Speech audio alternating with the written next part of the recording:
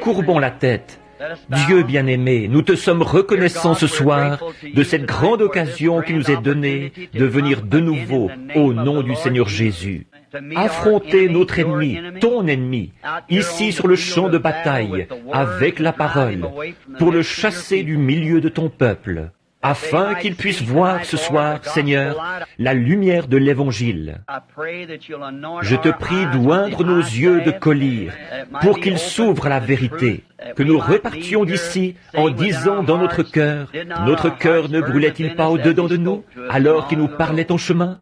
Guéris ceux qui sont malades et affligés, encourage ceux qui sont découragés, relève les mains affaiblies qui étaient languissantes. Puissions-nous porter nos regards sur la venue du Seigneur Jésus, que nous croyons toute proche.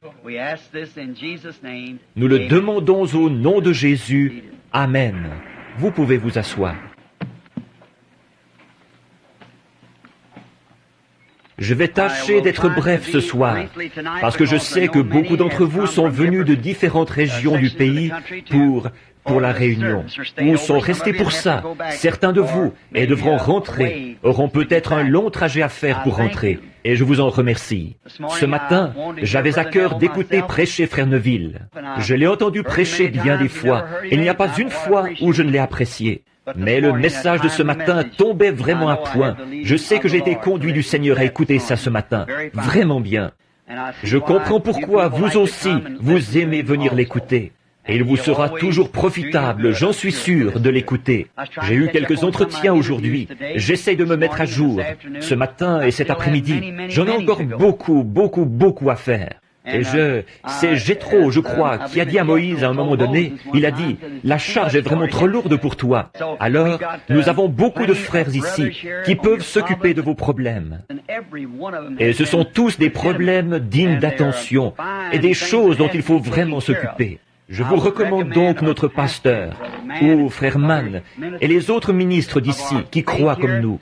Vous pouvez aller les voir, ils vous diront exactement ce qu'il faut faire. Pour certains, ce sont leurs enfants, des mariages mixtes, ou des choses qui ne vont pas. Ces hommes-là peuvent vous venir en aide, autant que n'importe qui d'autre, parce que ce sont des serviteurs de Christ. Allez les voir, et je suis sûr qu'ils vous apporteront l'aide dont vous avez besoin. Je ne peux pas m'occuper de toutes les demandes. Il y en a tellement, partout où on va.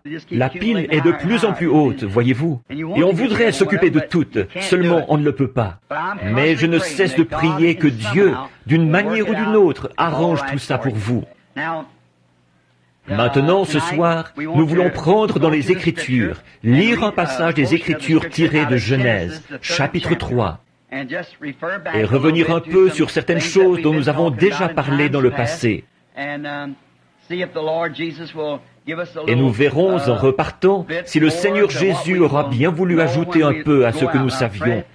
Je prie qu'il le fasse. Le serpent était le plus rusé de tous les animaux des champs que l'Éternel Dieu avait fait. Il dit à la femme, Dieu a réellement dit, vous ne mangerez pas de tous les arbres du jardin? La femme répondit au serpent, nous mangeons du fruit des arbres du jardin. Mais quant au fruit de l'arbre qui est au milieu du jardin, Dieu a dit, vous n'en mangerez point et vous n'y toucherez point, de peur que vous ne mouriez. Alors le serpent dit à la femme, vous ne mourrez point. Mais Dieu sait que le jour où vous en mangerez, vos yeux s'ouvriront, et que vous serez comme des dieux, connaissant le bien et le mal. La femme vit que l'arbre était bon à manger et agréable à la vue, et qu'il était précieux pour ouvrir l'intelligence. Elle prit de son fruit et en mangea. Elle en donna aussi à son mari qui était auprès d'elle, et il en mangea. Les yeux de l'un et de l'autre s'ouvrirent, ils connurent qu'ils étaient nus. Et, ayant cousu des feuilles de figuier, ils s'en firent des ceintures. Que le Seigneur ajoute ses bénédictions à la lecture de sa parole. Maintenant, j'aimerais tirer de là mon sujet de ce soir, que j'intitulerai « L'Éden de Satan ». C'est une petite expression assez percutante, ça, l'Éden de Satan. C'est un peu dans le même genre que ce que je disais dimanche soir passé, je crois, quand je vous ai parlé ici du filtre d'un homme qui réfléchit et du goût d'un homme saint. Parfois, avec ces petites expressions chocs, on en arrive à quelque chose. Elle nous incite à étudier, elle vous porte à lire la parole. Et c'est ce que je veux pour toute mon assemblée. L'homme ne vivra pas de pain seulement, mais de toute parole qui sort de la bouche de Dieu. Alors lisez la parole, étudiez-la. Et étudiez-la avec les yeux de Dieu, afin de donner à votre intelligence la compréhension, savoir comment vivre en ce jour actuel. Maintenant, de venir ici ce soir, juste pour vous parler, dire, eh bien, je pourrais faire ceci ou cela. J'aime parler avec les gens. J'aimerais même rentrer à la maison avec chacun de vous ce soir. Dieu sait que c'est la vérité. J'aimerais rentrer à la maison avec chacun de vous et prendre le petit déjeuner avec vous demain matin et aller chasser l'écureuil avec vous demain après-midi. Voyez-vous? J'aimerais le faire, mais je ne le peux pas. Et j'aimerais rentrer à la maison avec vous, simplement m'asseoir et parler avec vous, m'asseoir sur le perron après la réunion et prendre le temps de converser avec vous, vous parler de votre bien-être et de Dieu. J'aimerais vraiment faire ça. Aux hommes et aux femmes qui sont ici, Dieu sait que j'aimerais le faire, mais je ne le peux pas. Voyez-vous, on est tellement tiraillés et sous tension. Et en cet âge de tension nerveuse où nous vivons, et je suis moi-même d'un tempérament nerveux. Aujourd'hui, je suis bien décidé, telle chose. Il faut absolument que je fasse ça. Et demain, c'est à milieu de mes préoccupations. Quelque chose est venu s'interposer, ce qui a fait ceci et cela. Et on a toutes les peines du monde à garder toute sa tête. Mais ce que je cherche à accomplir par-dessus tout, c'est de prêcher l'Évangile à l'Église et faire tout ce que je peux pour honorer Jésus-Christ en ce jour-ci, pendant que je suis ici sur terre et pour le temps qui me reste à vivre sur terre. Je suis venu pour essayer de vous dire quelque chose qui vous aidera. Quelque chose. Je me suis mis à l'étude après être rentré à la maison ce matin. Qu'est-ce que je pourrais dire ce soir, Seigneur, pour aider ces gens? En écoutant ce message puissant de ce matin que Frère Neville nous a apporté au sujet de... J'ai trouvé ça vraiment formidable, ce qu'il a dit là. Le médecin peut établir le diagnostic, mais l'homme qui arrive avec un plateau rempli d'aiguilles, c'est lui qui fait l'injection. Alors, j'ai trouvé que c'était vraiment une petite façon tout à fait savoureuse d'exprimer la chose. J'ai réfléchi là-dessus, le sérum après le diagnostic. Alors, c'est une très bonne chose, ça. Je voulais vous parler de quelque chose, vous apporter quelque chose qui vous éclairerait sur la promesse de Dieu pour cet âge-ci. Voyez, quelque chose, non pas quelque chose que quelqu'un d'autre a été à une autre époque, mais quelque chose. Et alors que ces choses-là sont très bien, il nous arrive à tous de parler de ces choses. Mais j'ai pensé essayer, à l'aide des passages de l'Écriture que j'ai notés ici, d'attirer votre attention sur quelque chose qui pourrait vous éclairer, vous faire connaître, faire de vous un meilleur soldat sur le champ de bataille où vous combattez en ce moment, afin d'apprendre les tactiques de l'ennemi pour que vous puissiez tout bloquer avant d'être touché. Voyez-vous? Voilà l'essentiel, c'est d'apprendre à éviter les coups autant que possible. Alors, maintenant, considérons pendant quelques minutes, ce grand jour de péché où nous vivons maintenant. Je ne crois pas qu'il y ait jamais eu un jour, d'après tout ce que j'ai lu de l'histoire. Il y a eu des jours de plus grande persécution où partout les enfants de Dieu étaient mis à mort. Mais de voir la tromperie de l'ennemi, jamais nous n'avons connu un jour comme celui où nous vivons maintenant. C'est le jour où la ruse et la tromperie sont plus fortes que jamais. Et quand je vois ça, ce qui me vient à l'esprit, c'est que le chrétien doit être plus vigilant aujourd'hui qu'il ne l'a jamais été dans aucun âge.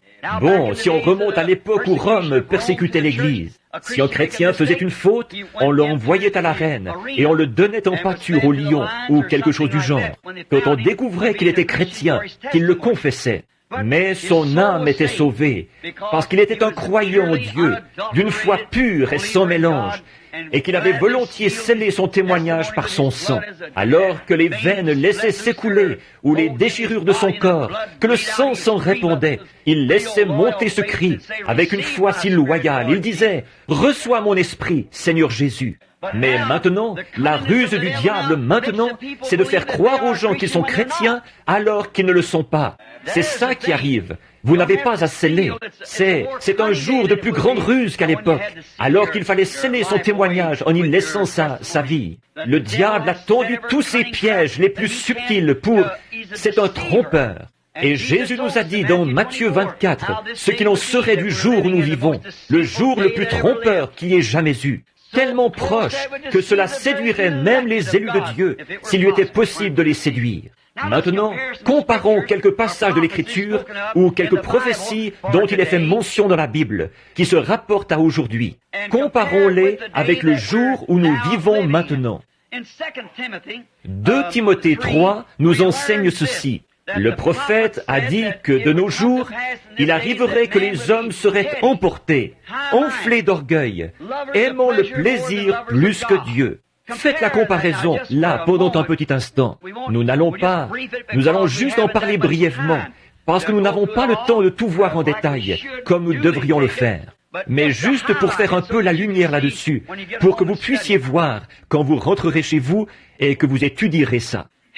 Emportés, enflés d'orgueil, aimant le plaisir plus que Dieu, déloyaux, calomniateurs, intempérants et ennemis des gens de bien. Or, l'Esprit a dit expressément que ces choses-là se produiraient dans les derniers jours. Ce sont ces jours-ci ceux qu'annonce la prophétie. Maintenant, nous lisons aussi dans Apocalypse 14, ou plutôt Apocalypse 3, 14, l'âge de l'église de Laodicée, comment l'église serait dans ce dernier âge. Il est dit qu'elle serait assise en veuve et n'aurait besoin de rien. Elle était riche et s'était enrichie. Et elle ne savait pas qu'elle était pauvre, misérable, malheureuse, aveugle et nue. Elle ne le savait pas. Or, souvenez-vous, il s'adresse à l'église de cet âge-ci, malheureuse, aveugle, nue, et elle ne le sait pas. C'est ce dernier bout de phrase, cette dernière parole, qui fait que c'est si saisissant.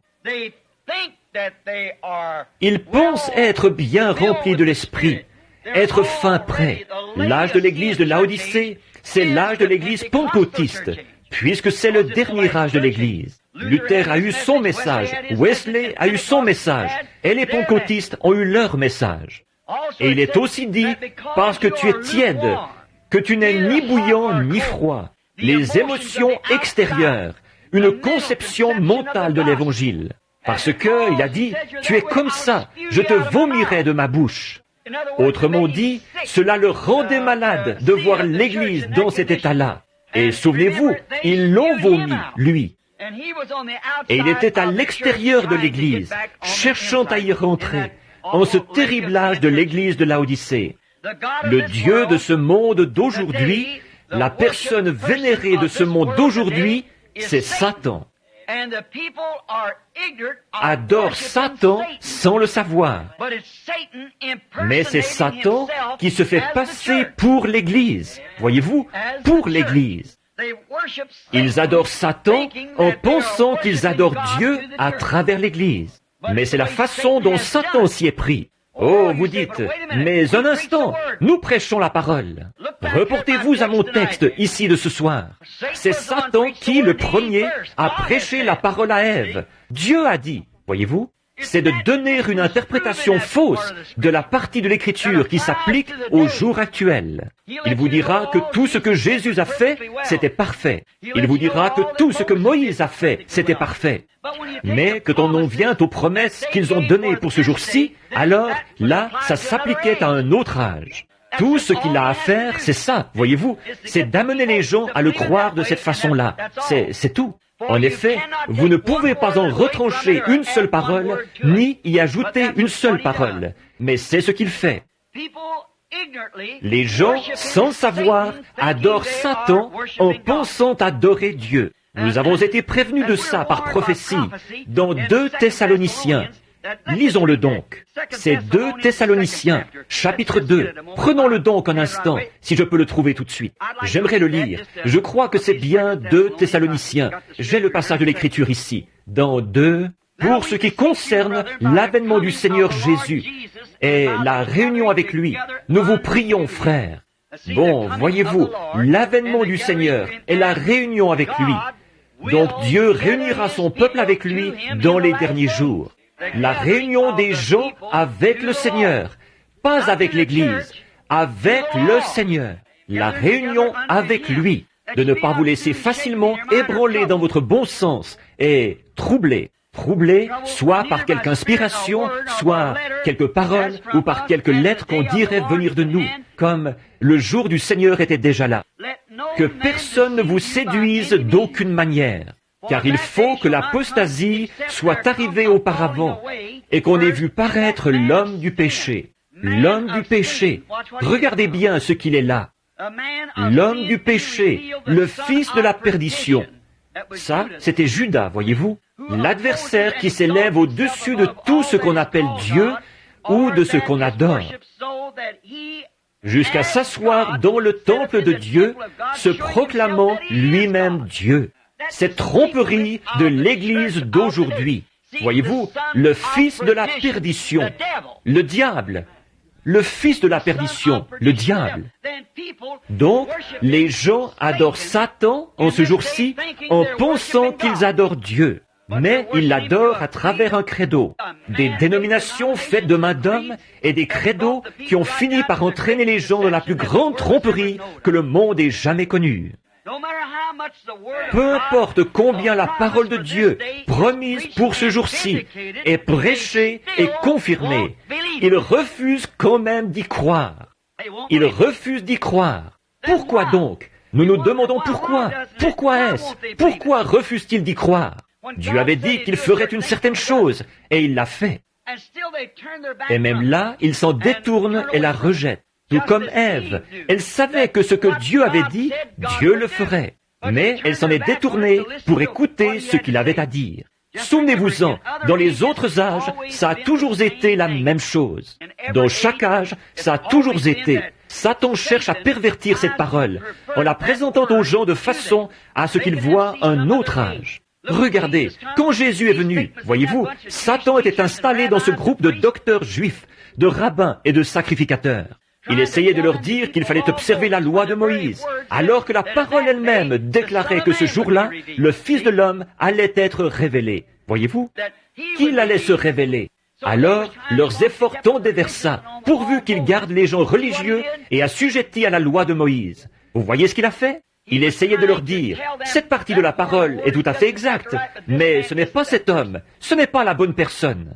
Vous voyez comme il est trompeur? C'est vraiment ce jour de grande tromperie. Ça a toujours été, et c'est pareil maintenant. Satan établit son royaume sur la terre. C'est précisément pour ça qu'il agit ainsi. C'est parce qu'il veut établir son propre royaume. Tel un homme d'affaires qui n'est pas chrétien, il va prendre tous les moyens possibles pour vous faire voir une chose de travers. S'il poursuit un but et qu'il a avantage à vous faire agir ainsi, à vous faire voir la chose comme ça, il vous présentera tout ce qu'il peut et vous empêchera de voir la vérité là-dessus, parce qu'il ne pense qu'à lui-même. Peu lui importe combien il peut mentir, tricher et quoi encore, il a un avantage à en retirer. Et c'est pour ça que Satan agit ainsi.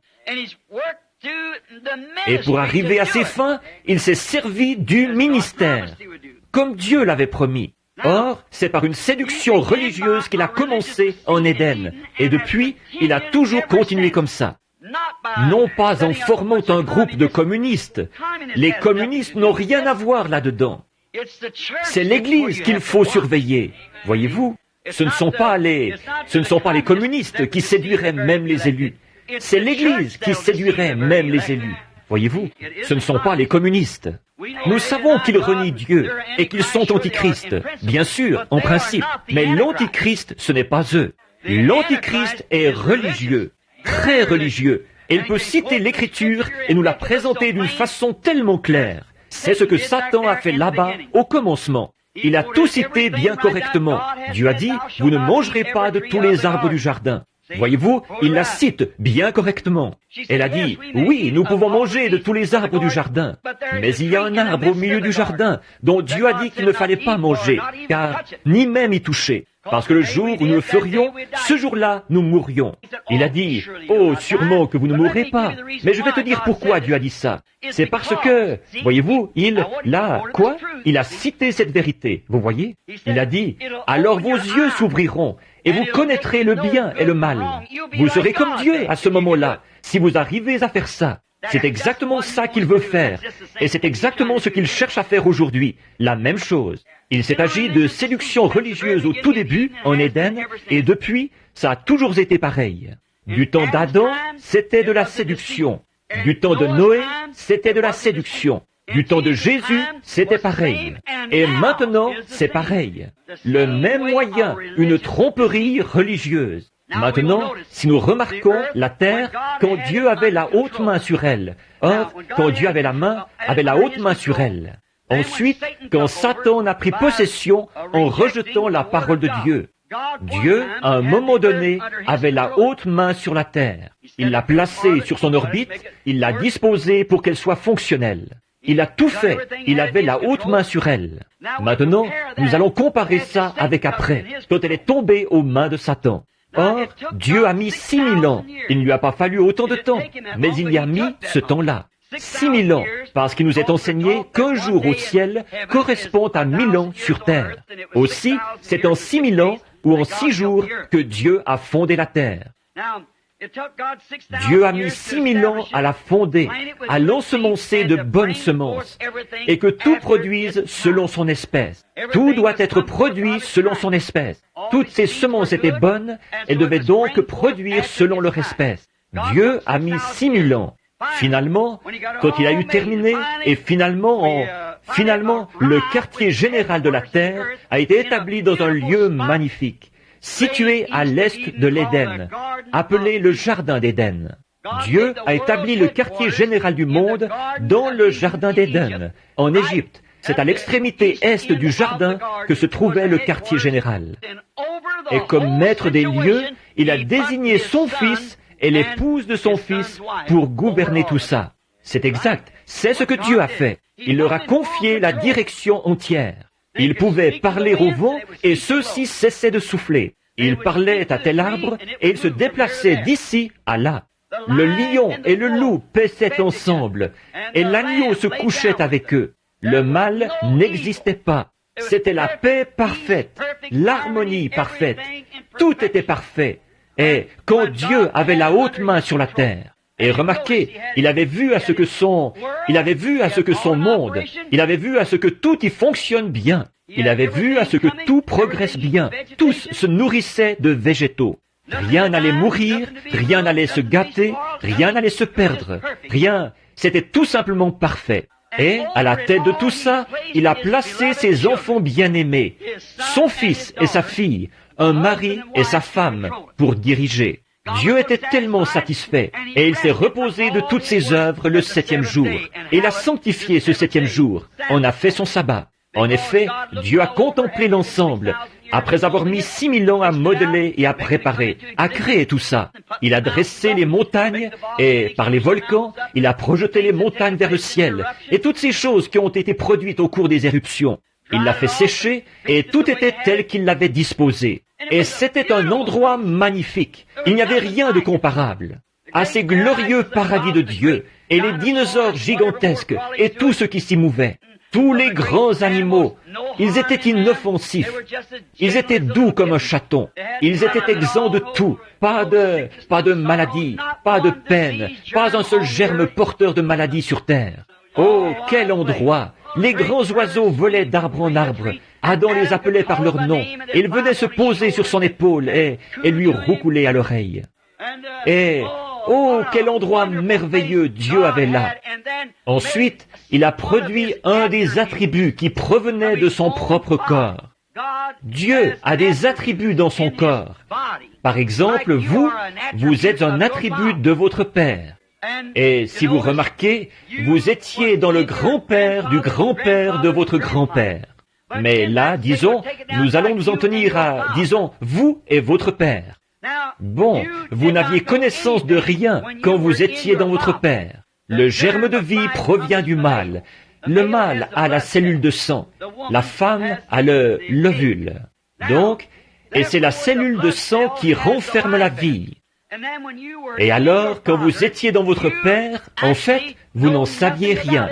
Mais n'empêche que la science et la parole de Dieu prouvent que vous étiez dans votre Père. Seulement, vous n'en saviez rien. Mais votre Père, là, il désirait ardemment vous connaître. Et grâce à son union intime avec votre mère, alors il était donné à votre Père de vous connaître.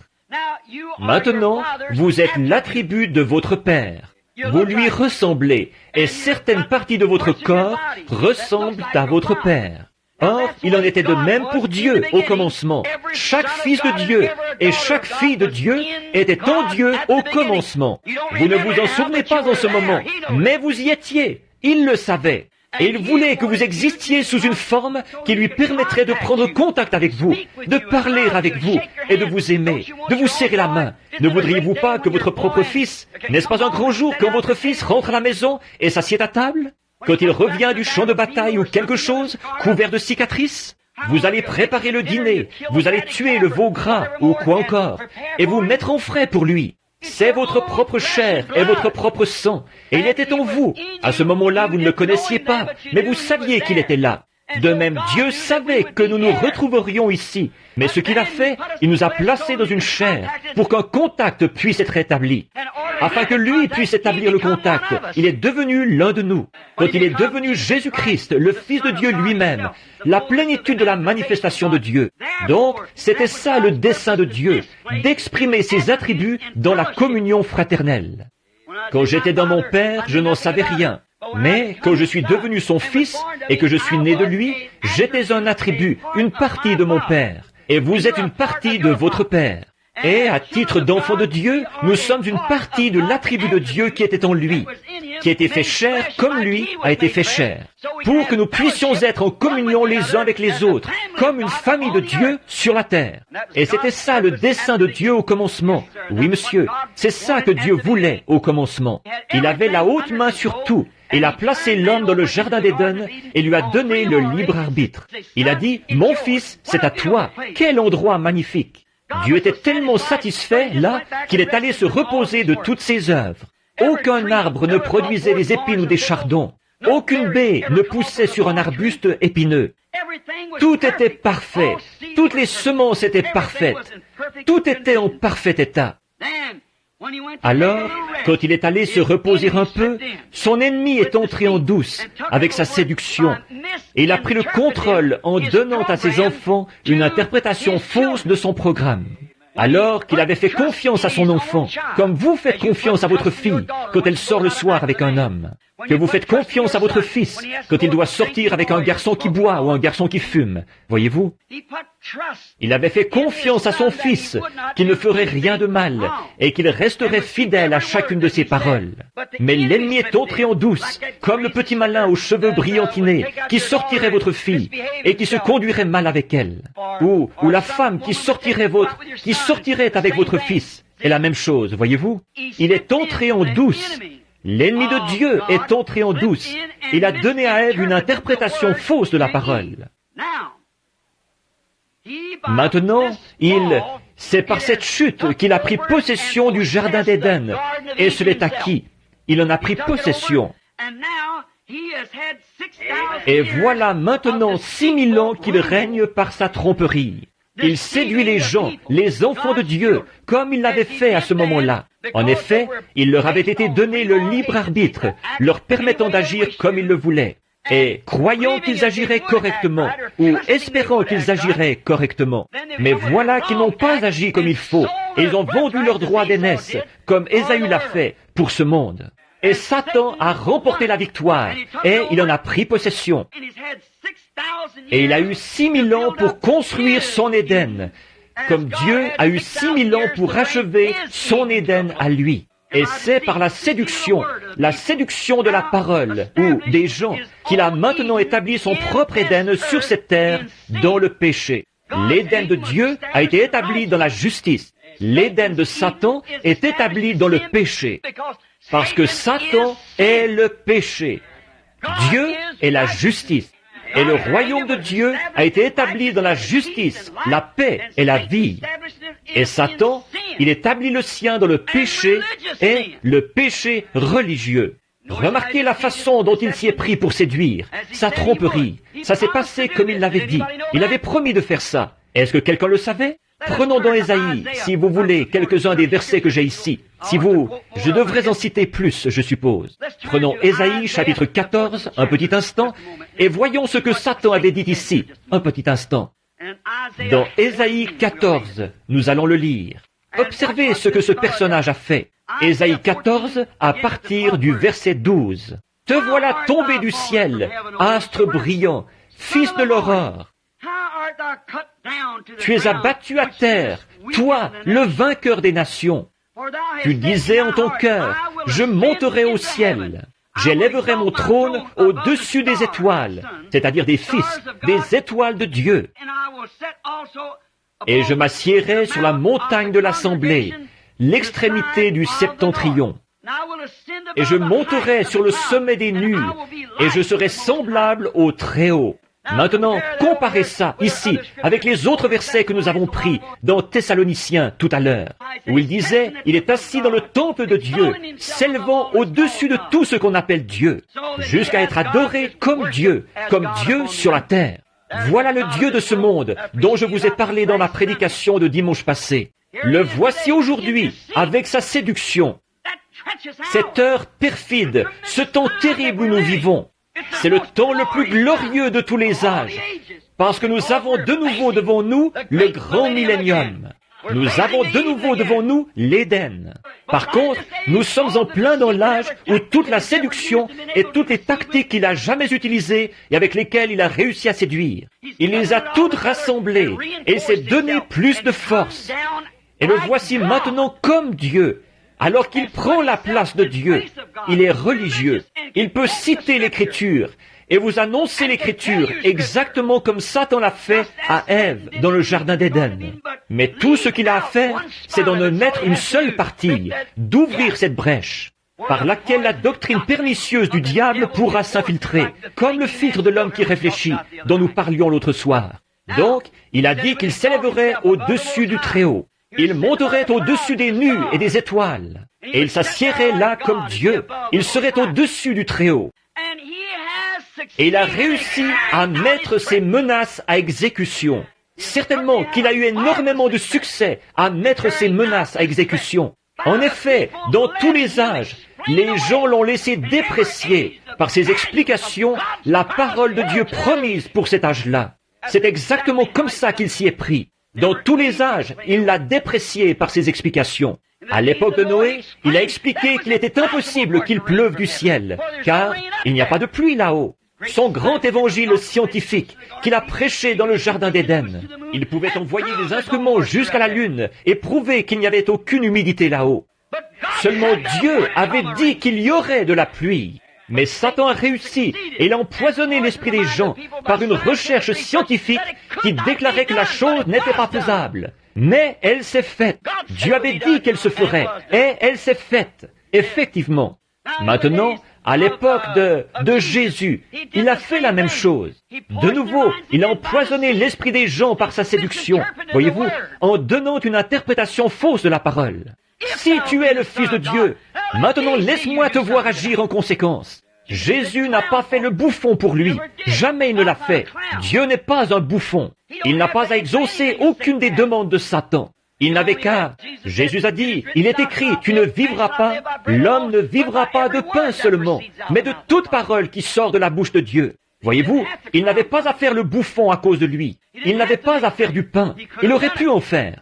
Mais il aurait écouté le diable. Alors, il n'avait pas à écouter le diable. De nouveau, c'est le péché religieux, comme au commencement, tellement trompeur. Observez-le bien, là.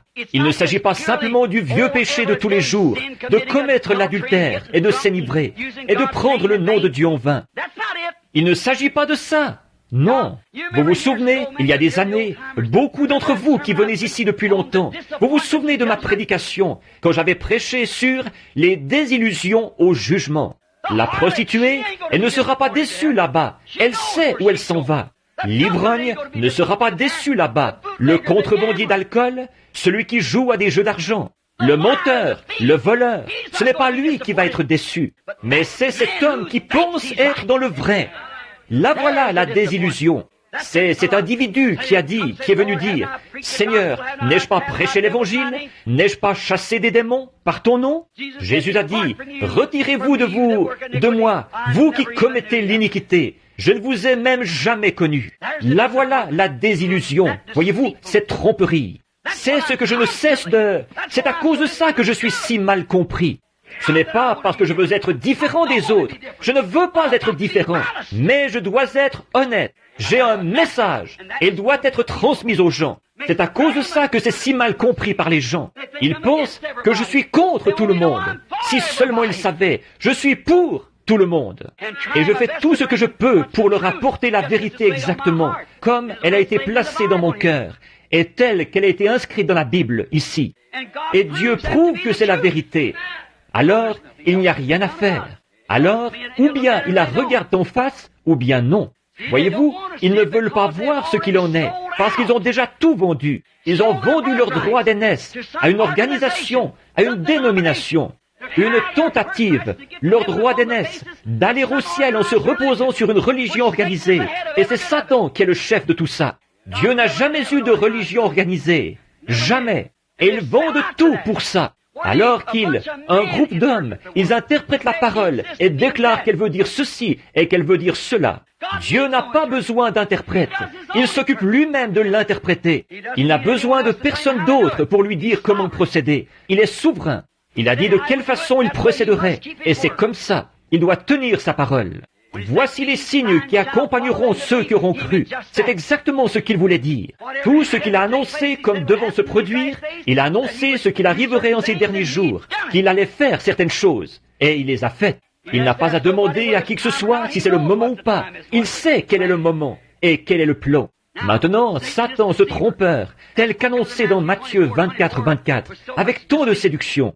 Maintenant, nous voyons que par ces programmes évangéliques, la connaissance, une meilleure instruction, une éthique supérieure, la civilisation et tout, il a ensorcelé les gens qui veulent servir Dieu au point qu'ils croient à son mensonge.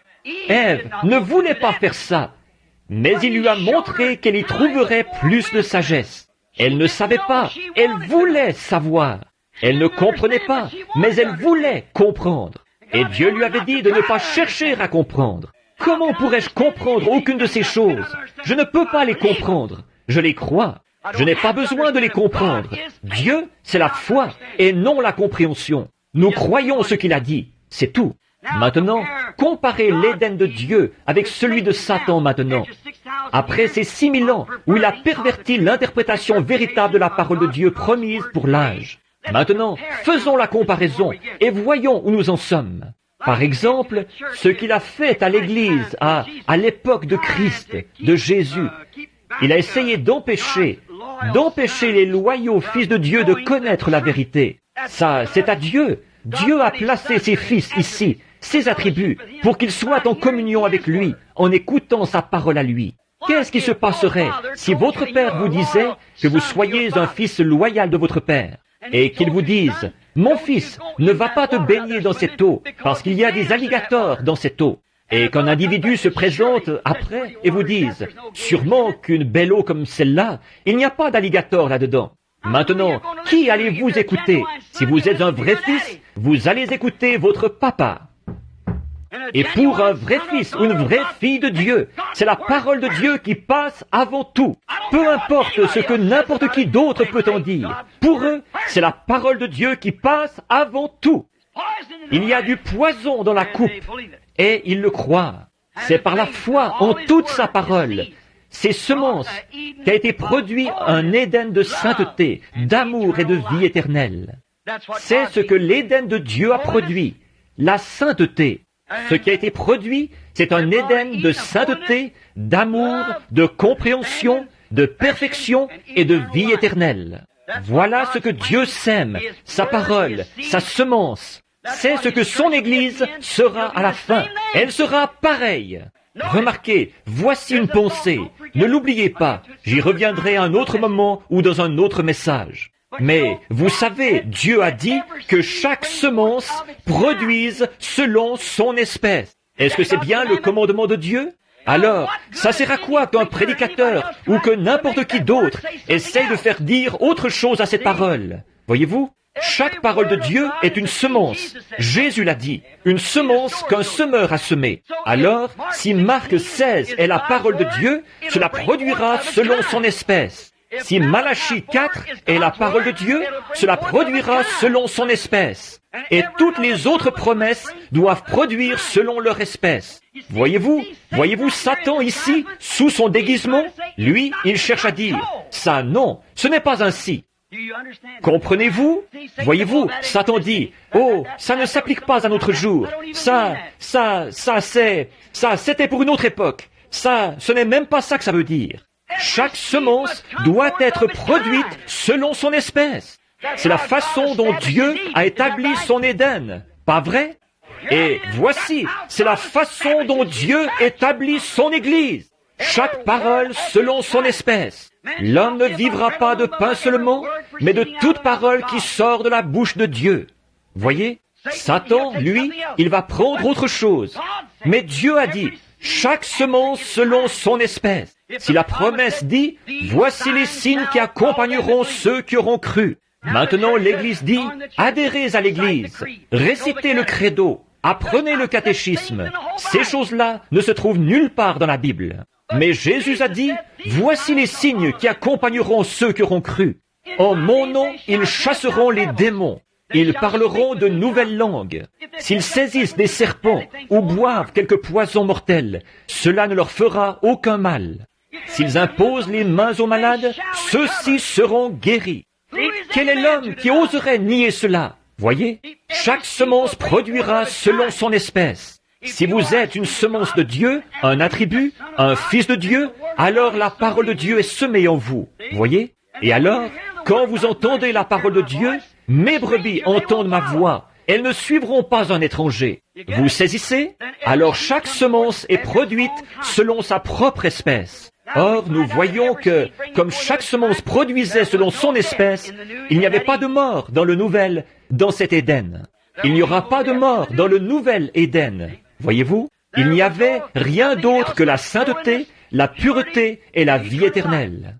Maintenant, l'incrédulité dans toute la parole de Dieu, c'est ce qui a produit la semence d'impiété dans l'Éden de Satan. Nous arrivons maintenant au point où Satan va occuper son trône comme antichrist dans un Éden de cette terre. Un Éden de péché, de religion pervertie. Il n'a pas commencé en disant « Je suis Satan, je suis l'ange magnifique ». Pas comme ça, mais en pervertissant la parole de Dieu. Et c'est comme ça qu'il a bâti son royaume dans chaque âge. Et maintenant, dans cet âge de grande tromperie, il est prêt à occuper son trône grâce à son peuple. Il s'est bâti un Éden intellectuel, instruit, scientifique. Exact. Des prédicateurs scientifiques, une église scientifique, une théologie scientifique. Tout est scientifique. Tout repose sur la connaissance. L'église entière est bâtie sur la connaissance. Elle n'est pas bâtie sur la foi. Un jour, je suis allé tenir une réunion à l'église d'un certain homme. C'était une grande salle, dans l'Ouest, un homme très bien. Il niait ces choses dont nous parlons, mais pourtant je l'aimais bien, un homme très bien, un homme âgé. Quand son assemblée est sortie, il y avait environ 6000 places assises dans la salle. Quand son assemblée est sortie, à la réunion de l'après-midi, environ 1500 personnes. C'étaient tous des intellectuels bien habillés. Je suis resté assis là à les observer. Cet homme avait prêché un très bon sermon. Ensuite, il a demandé si quelqu'un voulait accepter Christ, de simplement lever la main. Et personne n'a levé la main. Et une femme a fini par lever la main. Il a dit, « Très bien, vous êtes chrétienne à présent. » Et il s'est occupé de la faire baptiser. Et puis, quand il est sorti, il a consacré un bébé. Il a embrassé le petit bébé et a fait une prière pour lui et il a laissé partir les gens. Quand son assemblée est sortie, c'étaient tous des gens bien, érudits, instruits. Là, je suis resté tout près pour serrer la main à cet homme et lui souhaiter bonne chance comme il sortait. Et à ce moment-là, mon groupe est entré. On ne pouvait pas les laisser entrer pendant que son groupe était là.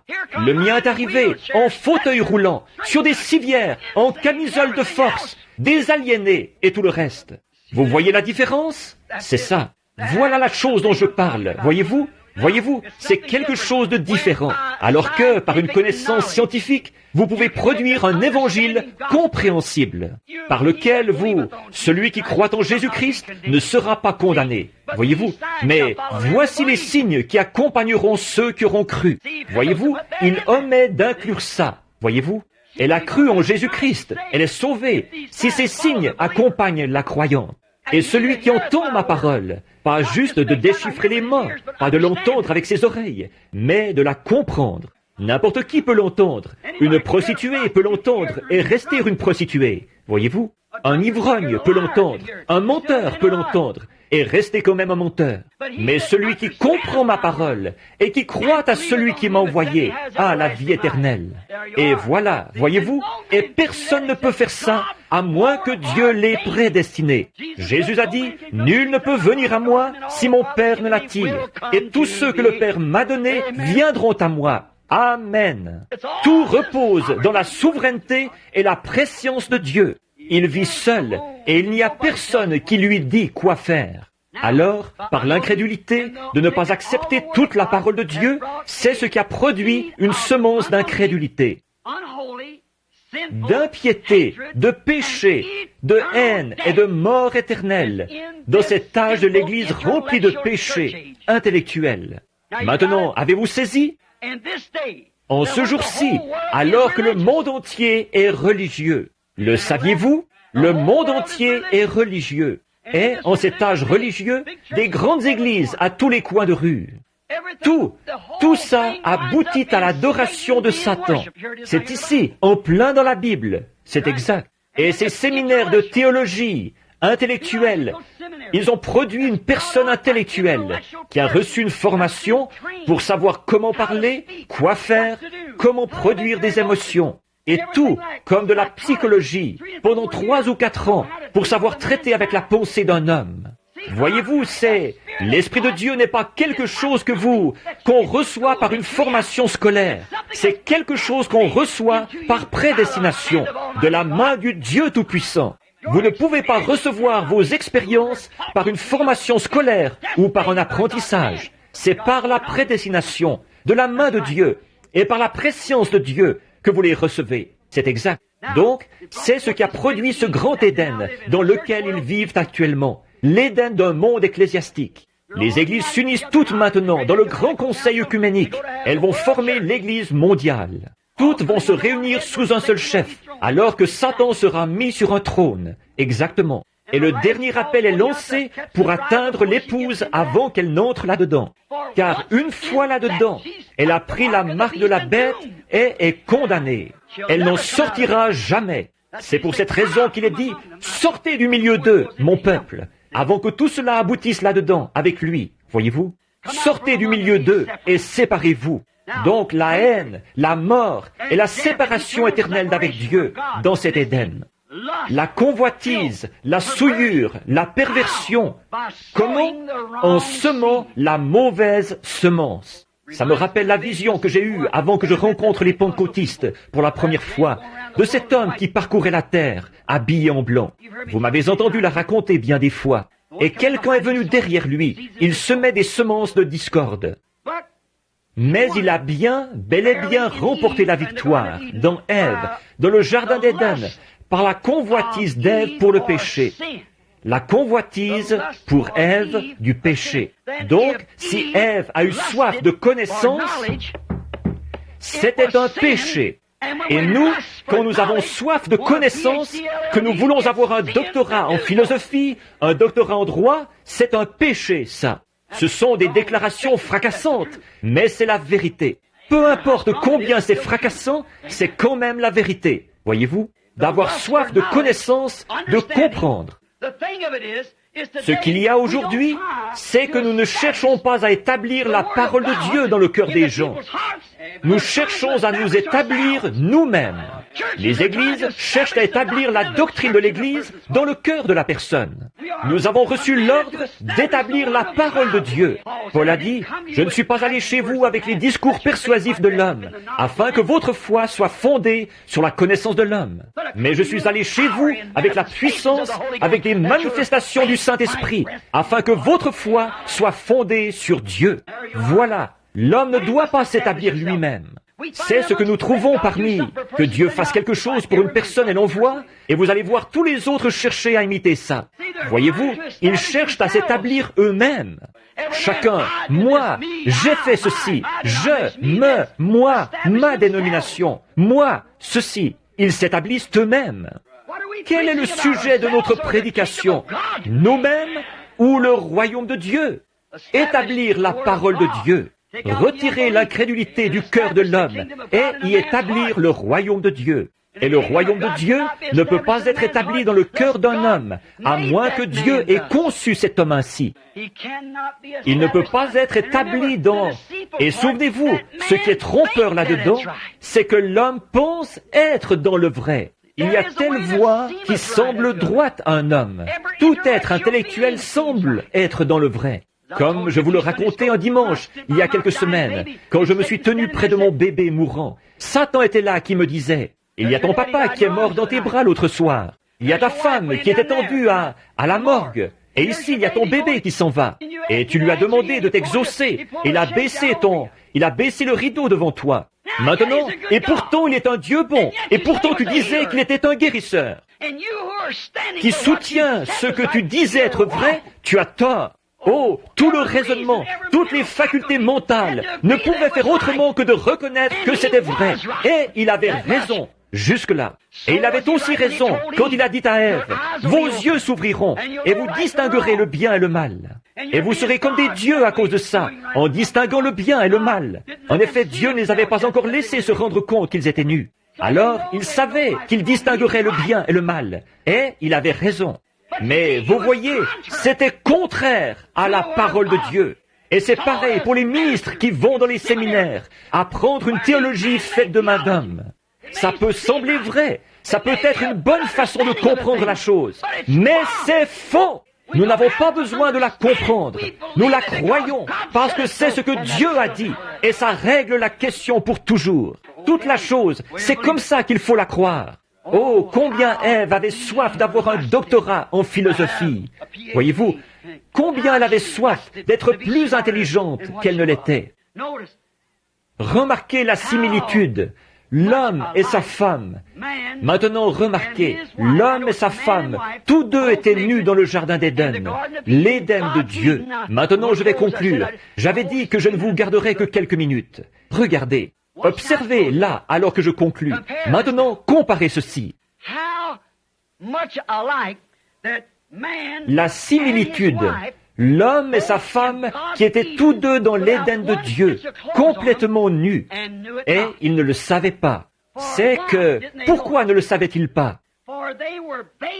C'est qu'ils étaient voilés à leur sens de la nudité par le voile saint du Saint-Esprit. Ils pouvaient se regarder l'un l'autre et ils ne savaient pas qu'ils étaient nus. Ils étaient voilés par le Saint-Esprit, la sainteté. Ils étaient voilés. Le voile de Dieu, encore aujourd'hui, peut regarder sans convoiter. Il détourne la tête. C'est un voile saint, voyez-vous, un voile saint. Dieu tenait leurs yeux. Ils étaient tous les deux. L'un était un homme et l'autre était une femme. Et ils ne savaient pas qu'ils étaient nus, parce que la sainteté de Dieu tenait leurs yeux voilés. Remarquez, Dieu les tenait à l'abri de la conscience du péché par le voile saint. J'aurais aimé qu'on ait le temps d'insister là-dessus quelques instants. Regardez bien là, parce que lui, l'adorateur, étant une fois purifié, hébreu, l'adorateur étant une fois purifié, n'a plus aucune conscience du péché. Le péché, c'est du passé pour lui. J'ai entendu Frère Neville qui disait ce matin, peut-être que quelqu'un lui avait demandé pourquoi je ne prêchais pas sur le Saint-Esprit, pourquoi je ne faisais pas ceci. Voici ce qu'il en est. Le Saint-Esprit, c'est l'action en vous. C'est une vie, pas une émotion, pas un genre de preuve charnelle. Mais c'est une personne, Jésus-Christ, la parole de Dieu, établie dans votre cœur, pour vivifier chaque parole qui s'applique à cet âge-ci. Exact. Observez le Saint-Esprit en action, pas tellement en démonstration, mais en action, ce qu'il produit, conformément à la parole. Maintenant, remarquez, par le Saint-Esprit, la sainte parole de Dieu, un homme et une femme étaient nus, et ils ne le savaient pas. Comme c'est beau, la vie de la parole, la semence, la parole. Dieu a dit, il y a un arbre au milieu du jardin, la femme. Au milieu du jardin, il y a cet arbre. N'y touche même pas, car le jour où tu en mangeras, ce jour-là, tu mourras. Ils étaient couverts d'un voile saint, empêchés de voir. Ils ne savaient pas du tout ce qu'il en était. Ils n'auraient jamais osé y toucher. Ils étaient couverts d'un voile saint. Ils étaient en sécurité dans le pavillon de Dieu. Ils étaient vivants. Il n'y avait pas de mort autour d'eux. Alléluia! Ils avaient un amour parfait l'un pour l'autre, une vie parfaite pour toujours. Ils avaient un amour parfait, une compréhension parfaite de l'amour de Dieu. Ils avaient la parole de Dieu et ils la gardaient. Ils étaient vivants et en sécurité dans l'Éden de Dieu. Et il n'y avait pas de mort du tout autour d'eux. Ensuite, Satan a amené Ève à écouter son évangile de théologie, l'évangile de la connaissance, d'études plus poussées, d'une éthique supérieure, d'une meilleure civilisation, d'une instruction supérieure et tout. Alors, quand il l'a fait s'arrêter pour l'écouter un instant, écouter ses raisonnements, et nous avons reçu l'ordre de renverser ces choses, quand il a réussi à lui faire écouter ça.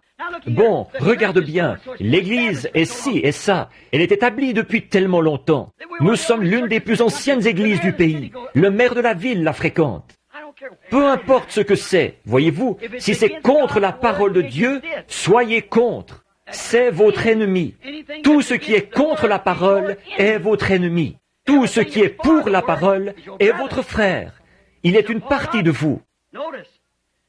Remarquez, elle a ôté le voile saint pour voir ce qu'il en était réellement du sexe. Faites la comparaison, ce que produirait la convoitise.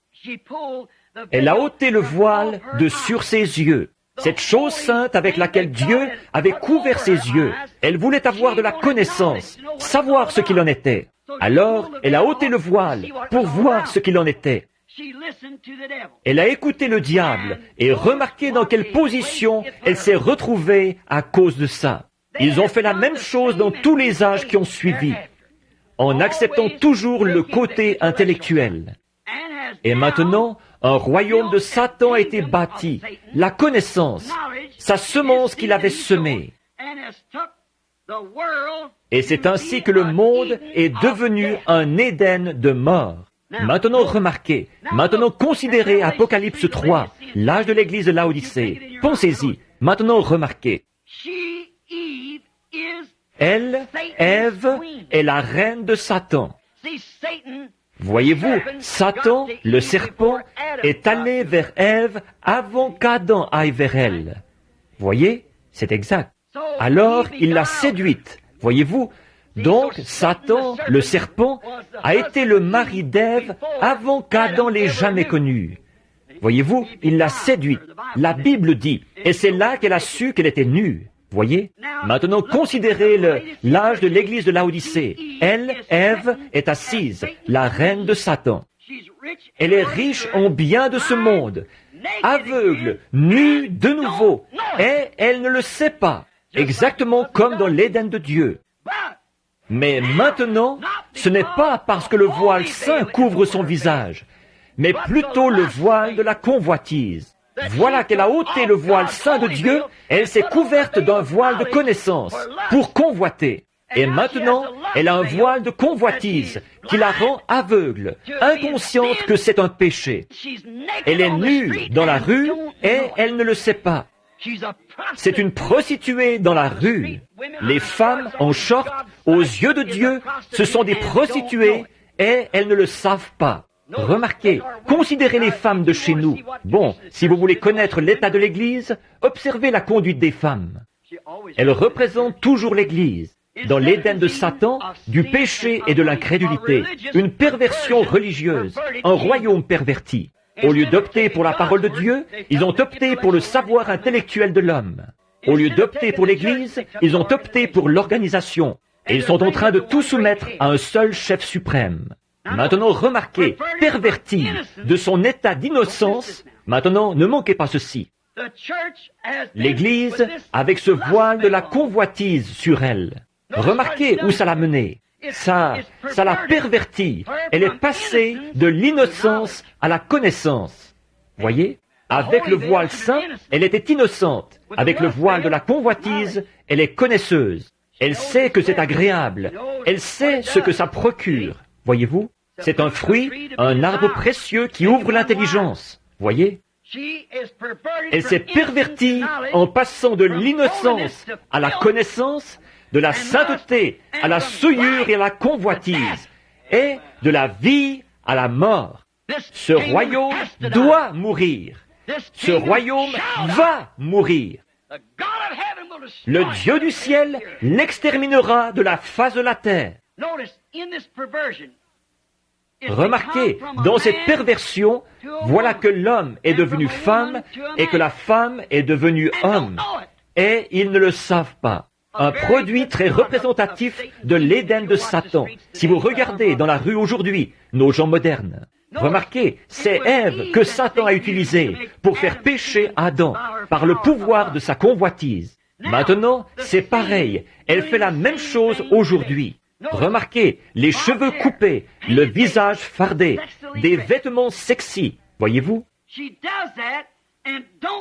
Elle fait ça sans savoir que chacune de ces choses est contraire à la parole de Dieu. De se couper les cheveux fait d'elle une femme déshonorante, une prostituée. De porter des shorts la fait tomber en disgrâce. De mettre des robes sexy fait d'elle une prostituée. Et elle ne le sait pas. Ce n'est pas à cause de la sainteté de Dieu, c'est à cause de la convoitise de Satan. Elle pousse son Adam à la convoiter. Elle a ôté les vêtements dont Dieu l'avait vêtu, là-bas dans l'Éden, pour son voyage dans ce désert d'ici. Elle les a ôtés. Elle s'est dévêtue, alors que Dieu l'avait couverte de peau. Elle s'est mise à les enlever petit à petit. Et la voilà revenue comme elle était au commencement. Maintenant, elle a amené son Adam à porter ses dessous. Un homme qui porterait une espèce de petit short efféminé et qui sortirait avec ça, je ne pense pas qu'il y ait grand-chose d'un homme en lui. C'est le plus grand efféminé que j'ai jamais rencontré. Voyez-vous, elle a amené son Adam perverti à agir comme elle. Voyez-vous, à porter ses dessous à elle. Elle a vu ce qu'elle pouvait accomplir là-bas en enlevant tous ses vêtements sauf ses dessous. C'est le short, bien sûr. C'est ça, le dessous féminin. Et là, c'est son Adam qui le porte maintenant. Et selon la parole originelle de Dieu, c'est une abomination pour une femme de mettre un vêtement d'homme. Et pour un homme, de mettre un vêtement de femme, d'après la parole originelle. Pensez un peu à ça. Maintenant, le voilà maintenant qui porte aussi une frange de cheveux comme elle. Il les ramène sur son front, il met un bigoudi. C'est bien un des spectacles les plus dégoûtants que j'ai vus de ma vie, de voir de ces jeunes là aujourd'hui avec la frange qui leur descend sur le front, comme ceci, et les cheveux teints, décolorés, avec un genre de solution de peroxyde, ils se décolorent les cheveux et les enroulent sur des bigoudis pour faire une frange. Espèce de grand efféminé. C'est terrible de dire ça du haut de la chair, mais le jugement commence par la maison de Dieu. Vous ne savez même pas si vous êtes homme ou femme. Et il paraît que notre armée américaine va bientôt porter le short. C'est exact. Voyez-vous la perversion? C'est un vêtement de femme. Il porte une frange de cheveux comme elle. L'autre jour, j'étais dans un Howard Johnson, pas celui d'ici, mais un sur la route qui mène à l'extérieur de la ville. Je suis resté assis là complètement stupéfait. Voilà un jeune gars qui arrive avec la bouche ouverte. Il avait les cheveux foncés ici et il les avait ramenés de ce côté-ci. Et il avait mis un bigoudi pour les friser à la hauteur de ses yeux. Il regardait en l'air avec ça sur les yeux. Il se promenait comme ça. A-t-on jamais vu une perversion pareille? Voyez-vous, lui, il ne le croirait pas. Peut-être qu'il pourrait prouver qu'il est de sexe masculin. Mais il a un esprit féminin. Il ne sait pas à quel côté de la maison il appartient. C'est exact. Quelle perversion! C'est ce que Satan fait. Il pervertit les nations, il pervertit l'Église, il pervertit les gens. C'est un trompeur, un pervertisseur de la vérité originelle. Dieu a fait l'homme, homme. Il a fait la femme, femme. Il les a vêtus différemment. Et ce qu'il voulait, c'est qu'ils restent comme ça et qu'ils agissent comme ça. L'une est féminine, l'autre est masculin. Il a séparé Adam dans le jardin d'Éden. C'est ce qu'il a fait. Il a séparé Ève de lui. Maintenant, il porte une frange comme elle. Elle se coupe les cheveux comme lui. Et lui, il essaie d'imiter sa coiffure à elle. Voyez, elle porte ses vêtements de dessus, et lui, il porte ses sous-vêtements. Or, ça a l'air sacrilège, mais je ne le dis pas dans cette intention. C'est la vérité absolue de l'Évangile. Si vous ne le savez pas, alors il y a quelque chose qui ne va pas chez vous. Ou bien vous êtes aveugle, ou bien vous n'êtes jamais sorti dans la rue. Elle pense, et lui aussi le pense, qu'il n'y a pas de mal à ça. Ils s'entendent là-dessus. Les femmes disent, « Eh bien, il fait tellement chaud. » Les vieux Indiens Apaches, là-bas, ils vous feraient rougir de honte. Plus il fait chaud, plus ils mettent de vêtements pour se protéger du soleil.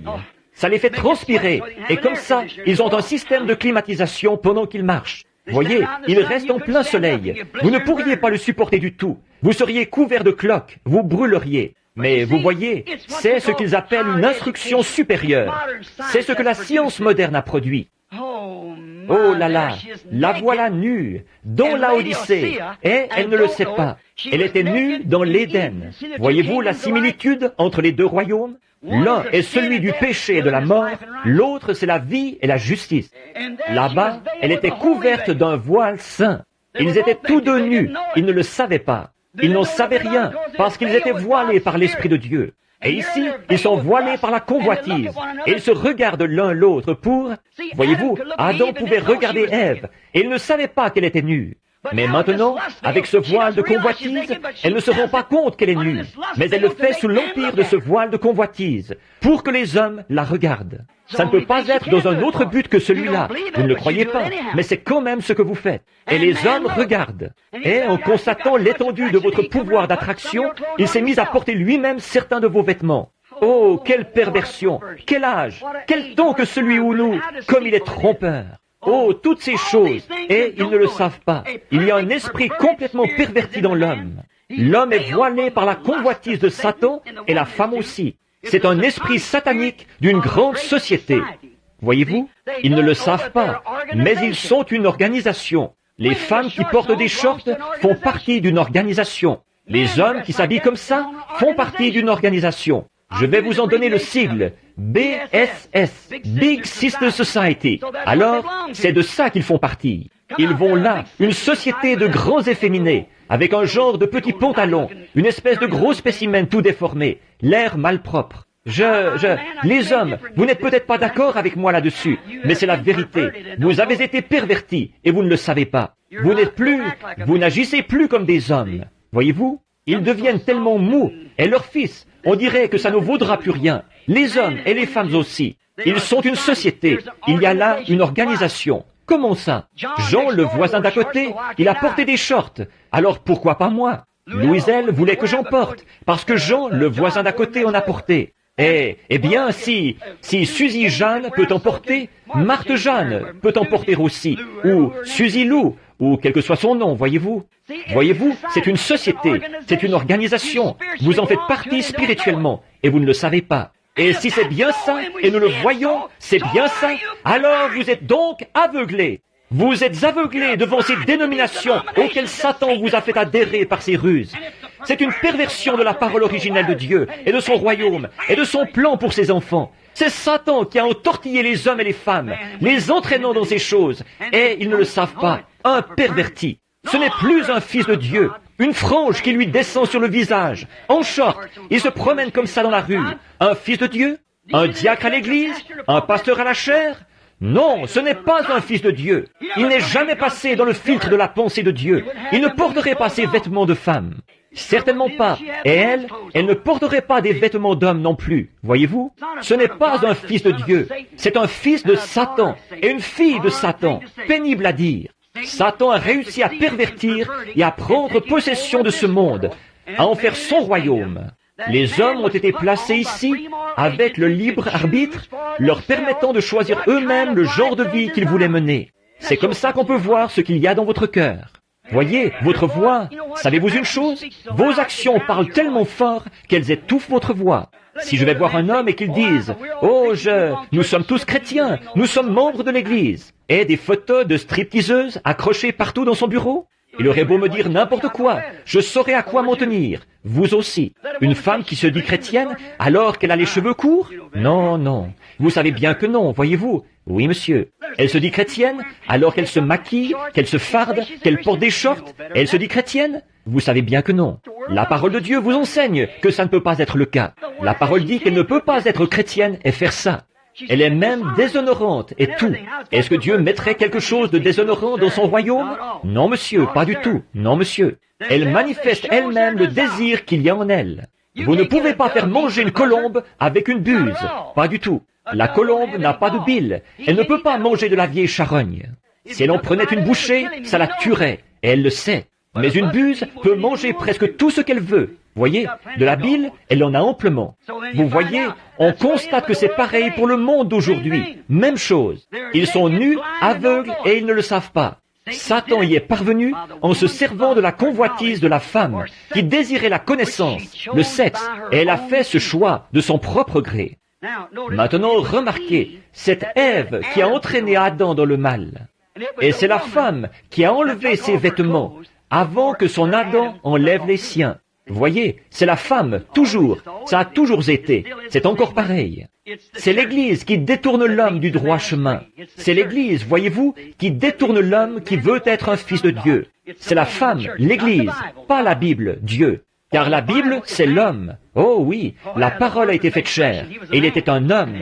Voyez, la Bible, c'est l'homme. L'Église, c'est la femme. Voyez, ce n'est pas l'Église, la Bible, qui détourne l'homme du droit chemin. C'est l'Église qui le détourne du droit chemin.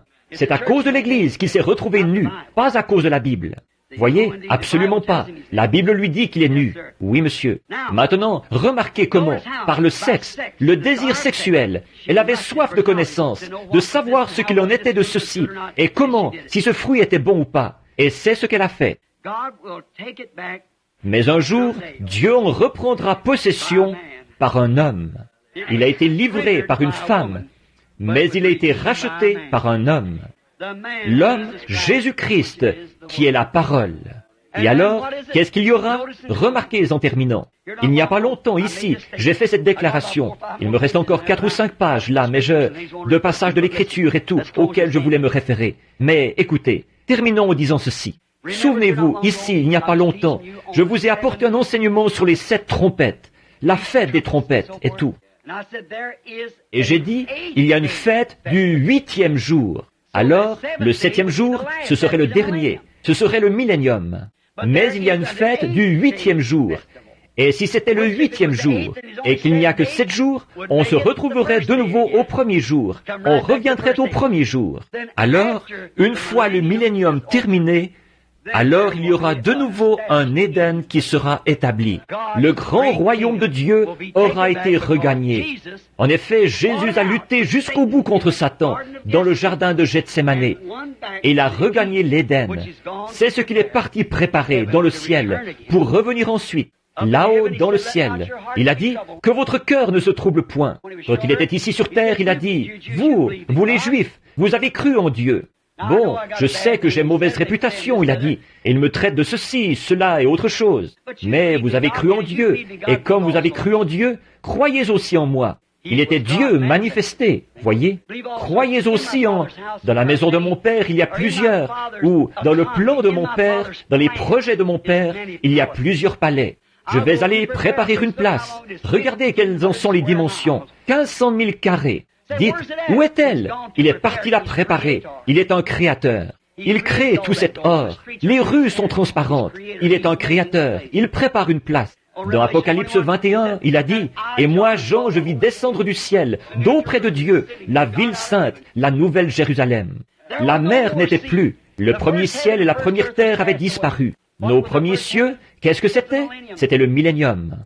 La première terre, qu'est-ce que c'était? C'était celle-ci. Elle sera renouvelée. tout comme elle a été baptisée par Noé au jour de sa prédication. Elle a été sanctifiée par Christ qui a répandu son sang sur elle. Et elle sera renouvelée, débarrassée de tous les microbes et de tout le reste lors du renouvellement à la fin par un baptême de feu qui tuera tout microbe, toute maladie, toute affection, toute saleté qui ait jamais existé sur terre. Elle surgira, une nouvelle terre paraîtra. Puis je vise un nouveau ciel et une nouvelle terre. Le premier ciel, cette première terre avait disparu et la mer n'était plus. Et moi, Jean, je vis descendre du ciel, d'auprès de Dieu, la ville sainte, la nouvelle Jérusalem. Là, Dieu sera avec ses attributs véritables, ses fils et ses filles. Là où il pourra communier avec eux dans la sainteté, leurs yeux aveugles à tout péché. À partir de ce moment-là, il n'y aura plus jamais de péché. Faisons tous nos efforts. Ne soyez pas séduits en ce jour-ci, mais efforcez-vous d'entrer par la porte, car tous ceux qui seront laissés dehors seront impudiques, convoiteurs. Quiconque regarde une femme pour la convoiter a déjà commis un adultère avec elle. Tous ceux dehors seront les femmes de mauvaise vie, les hommes de mauvaise vie et tout. Et seulement ceux qui sont rachetés et qui se trouvent dans le livre de vie de l'agneau entreront par la porte. Alors, efforcez-vous, mes amis, ne soyez pas séduits en ce dernier jour. C'est une époque de grandeur. Tout le monde a de l'argent. Tout le monde peut faire ceci et tout le monde peut faire cela. Et l'argent qui rentre de partout, et les grosses voitures et tout. Il n'y en aura pas une seule dans cette ville-là. Il n'y aura pas une seule voiture, pas un seul avion. Non, ce sera une civilisation complètement différente. Ce sera de nouveau une civilisation, non pas de connaissance, non pas de science, mais d'innocence et de foi dans le Dieu vivant. Efforçons-nous d'y entrer. En effet, c'est là mon seul but, c'est d'entrer un jour dans cette ville et de me retourner tout simplement, vous voir venir avec moi, chacun de vous, marchant au pas, alors que nous chanterons « Quand les élus traverseront ». Je veux être du nombre, quand les élus traverseront. Prions. Cher Père Céleste, comme les jours arrivent à leur fin et que nous voyons que c'est tout près, que la promesse est près de se réaliser, nous te prions, Dieu bien-aimé, d'imprimer cela sur nos cœurs pour que nous ne fassions pas d'erreur. Dieu bien-aimé, garde notre conscience pure. Garde nos cœurs voilés, Seigneur, nos yeux voilés aux choses du monde et aux choses vaines du monde, à la vaine gloire que l'on tire à devenir un grand personnage. Peu importe combien grands ils sont, tous les rois, les monarques, les potentats et tout le reste devront périr. Et ils ne ressusciteront pas à la première résurrection. En effet, il est écrit, « Heureux et saint celui qui a part à la première résurrection. La seconde mort n'a point de pouvoir sur lui. » Ô Dieu, la seconde mort, la mort spirituelle, n'a point de pouvoir. Il est racheté. Ô Dieu, de penser qu'à une certaine heure, quelqu'un ira rendre visite à quelqu'un d'autre, et il sera enlevé. De deux dans un lit, j'en prendrai un, et j'en laisserai un. De deux dans un champ, j'en prendrai un, et j'en laisserai un. Ô Dieu, aide-nous à être purs devant toi, Seigneur. Quoi que les hommes puissent penser de nous, quoi que les autres puissent dire. Seigneur, que nos conversations soient saintes, qu'elles soient assaisonnées de la parole de Dieu, des paroles tellement à propos, Seigneur, qu'aucune fraude ne puisse être trouvée en nous. Alors que nous plaidons face à nos propres erreurs, que le sang de Jésus-Christ se tienne entre nous et Dieu. Qu'il abaisse le regard sur nous à travers le sang de Jésus, non pas à cause de notre propre justice, ni de qui nous sommes, de ce que nous avons fait, mais uniquement à cause de ses mérites à lui. Ô Dieu, accorde-le. Que pas un seul de ceux qui ont été assis ici ce soir et qui ont entendu le message, que pas un seul d'entre eux ne soit perdu, du plus petit enfant à la personne la plus âgée. Que leur saint désir se porte uniquement vers Dieu et sa parole. Nous ne savons pas à quelle heure il pourrait paraître, ou à quelle heure il pourrait nous appeler à rendre des comptes là-haut au jugement. Nous ne savons pas à quelle heure il pourrait, pour ainsi dire, retirer notre carte du fichier, dire « c'est l'heure de rentrer à la maison, tu dois partir ». Ô Dieu, aide-nous à rester purs, accorde-le Seigneur. Puissions-nous vivre jusqu'à la venue du Seigneur, si c'est possible. Puissions-nous faire tout en notre pouvoir, avec amour et compréhensif, comprenant que Dieu cherche partout dans le monde, aujourd'hui, pour trouver toutes les brebis perdues. Puissions-nous avoir pour ces gens des paroles assaisonnées de prière, d'amour et de la parole de Dieu, afin de pouvoir trouver cette dernière brebis, pour que nous puissions rentrer à la maison et quitter ce vieil Éden de Satan ici-bas, Seigneur. Celui-ci est bâti entièrement sur la convoitise et les belles femmes, comme le monde les appelle, avec la publicité qu'ils font là. Nous faisons de la publicité. Venez, nous avons besoin de jeunes hommes avec de la confiture sur le visage et de jolies filles en short. En plein sur nos ondes de radio et de télévision, et de la souillure de toutes sortes, et du barbouillage, et Hollywood. Toutes sortes de robes sexy, sales, dégoûtantes pour les femmes. Et les hommes qui se font pervertir, qui adoptent l'habillement de la femme, et qui se coupent les cheveux comme les femmes, et les femmes comme les hommes. Ô Dieu, quelle heure terrible que celle où nous vivons.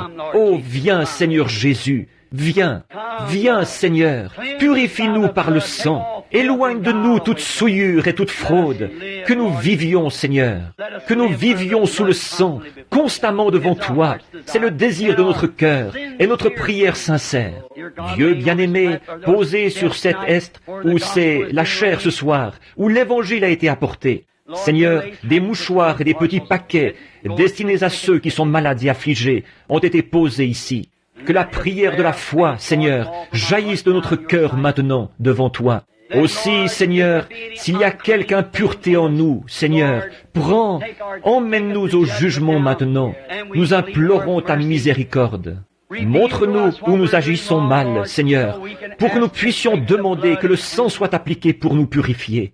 Guéris ces gens qui sont malades et rétablis-les, Père.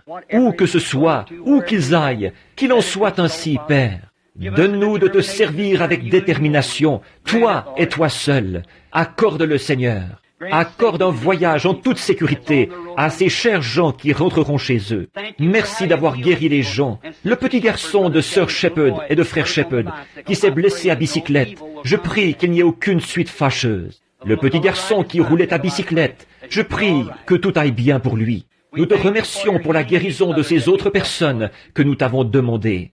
Et nous savons que ce que nous demandons, nous le recevons, parce que nous avons confiance en celui qui a fait la promesse. Donne-nous ta grâce, Seigneur, et pardonne-nous nos péchés. Nous le demandons au nom de Jésus-Christ.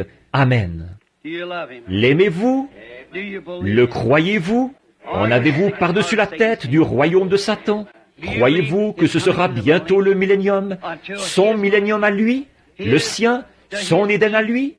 Croyez-vous qu'il est en train de prendre forme aujourd'hui? Regardez, tout repose sur le côté intellectuel. Tout, il faut que tout soit prouvé par la science avant que les gens y croient. Et vous ne pouvez pas prouver Dieu par la science. Vous devez l'accepter par la foi, car il faut que celui qui s'approche de Dieu croie que Dieu existe et qu'il est le rémunérateur de ceux qui le cherchent. Ô Dieu, je ne veux rien connaître d'autre que le sang de Jésus-Christ, qui me purifie du péché. Je ne connais rien sinon Jésus-Christ. Comme Paul l'a dit autrefois, je le dis moi aussi ce soir, je ne connais rien parmi vous sinon Jésus-Christ et Jésus-Christ crucifié. C'est tout ce que j'ai à vous dire. C'est que cette Bible, je crois de tout mon cœur, si je connais bien mon cœur, que c'est la parole de Dieu, parfaite et sans mélange. C'est d'elle que je vis, c'est sur elle que je me fonde. Si j'avais 10 000 vies, je voudrais consacrer chaque instant à cette parole, car c'est la parole de Jésus-Christ. Ils auront beau chercher à en démontrer la fausseté, la science aura beau chercher à dire qu'on ne peut pas s'y fier et tout. Pour moi, c'est la seule chose au monde à laquelle je peux me fier. C'est cette parole. Il est à moi, je l'aime. Pas vous? S'il y a un péché dans votre cœur, s'il y a une faute dans votre cœur, si vous avez quoi que ce soit, priez maintenant et demandez à Dieu de vous pardonner. Priez pour moi, je prierai pour vous. Que Dieu vous bénisse. C'est ma prière.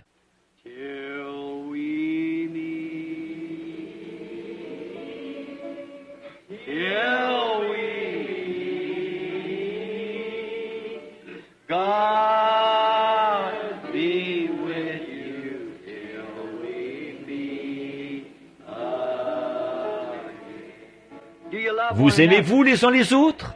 Jean a dit, petits enfants, aimez-vous les uns les autres. Aimez-vous les uns les autres, car l'amour couvre une multitude de péchés. Maintenant, serrons-nous la main les uns les autres.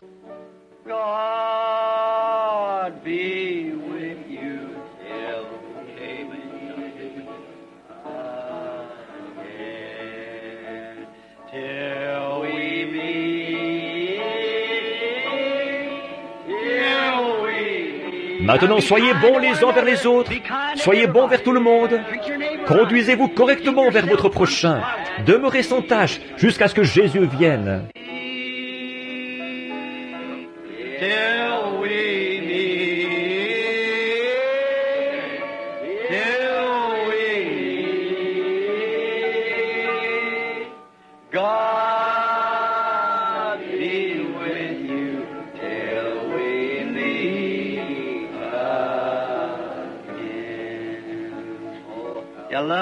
L'aimez-vous? C'est ma prière. Priez pour moi. Je prierai pour vous. Je dois maintenant rentrer à Tucson. Et je prie Dieu de vous bénir tous. De là, j'irai au Canada et je reviendrai au Colorado. Continuellement d'un endroit à l'autre, voyez-vous. Jusqu'à ce que Frère Tony est là-bas. Et une chose extraordinaire est arrivée. Tout près du Vatican même, à Rome, ils réclament un réveil, une série de réunions, que je me rende là-bas pour tenir un réveil. À Rome. Il en arrive justement, les gens sont tous d'accord. Il y a un grand stade là-bas, des milliers et des milliers de places assises. Ils veulent que j'y aille pour un réveil. Ils veulent voir la gloire du Seigneur dans le ministère. Je ne sais pas, je dois prier à ce sujet, voir ce que le Seigneur me dira. Oh là là, souvenez-vous, prions tous ensemble. We're watching for the coming of our blessed Savior. Lo and behold, the fig leaves now becoming green. The gospel of His kingdom has gone to every nation, and we're near the end, can be seen. Is that right? Then gladly away we'll herald the message of His blessed appearing. Soon He's coming in glory to tell to one and all. Then awake ye saints of the Lord while slumber when the end is nearing. Let's get ready for that final call. Elle reviendra de l'ouest et reprendra sa chevauchée un de ces jours. Souvenez-vous-en, assurément, c'est exact. En attendant, Take the name of Jesus with you, child of sorrow and of woe. It will joy and comfort give you. Take it everywhere you go. Precious name, oh how sweet, oh power and joy of heaven. Precious name, oh how sweet, oh power and joy of heaven. At the name of Jesus bowing, falling prostrate at His feet. King of kings in heaven will crown Him. For when our journey is complete, precious name, oh how sweet, oh power and joy of heaven. Precious name, oh how sweet, oh power and joy of heaven. maintenant le dernier couplet. Chantons-le avec nos cœurs inclinés, maintenant. Revêt-toi du nom de Jésus comme d'un puissant bouclier. Et quand les tentations surviennent, ces choses du royaume de Satan, voyez-vous, murmure simplement ce saint nom en priant. C'est tout. Ensuite, éloignez-vous. Ça marche. Je l'ai essayé. Maintenant, croyez-le simplement, parce que ça va marcher. Murmurez simplement son saint nom en priant. The name of Jesus with you as a shield from every snare. When temptations round you gather, what do Vous faites alors? Just breathe His holy name in prayer. The veil will come over your face and precious name, oh how sweet, oh Father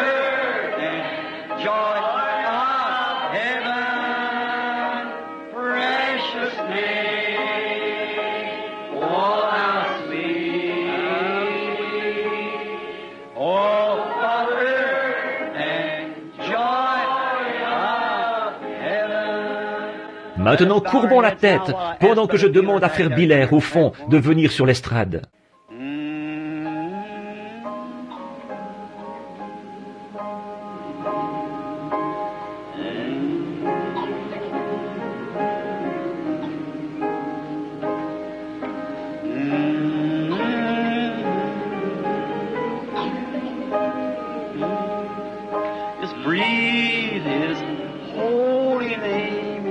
Si vous voulez bien terminer, Frère Biller, si vous voulez bien terminer par la prière ce soir.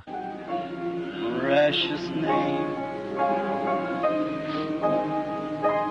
hope of earth and joy of heaven. Precious name, oh how sweet. Hope of earth and joy. Maintenant, alors que nos têtes sont inclinées et que nos cœurs sont inclinés, Frère Biller, l'un de nos associés ici, Frère Estel Biller, un frère chrétien très bien, un homme loyal, je vais lui demander de bien vouloir terminer la réunion ce soir par la prière. Que Dieu vous bénisse, Frère Biller.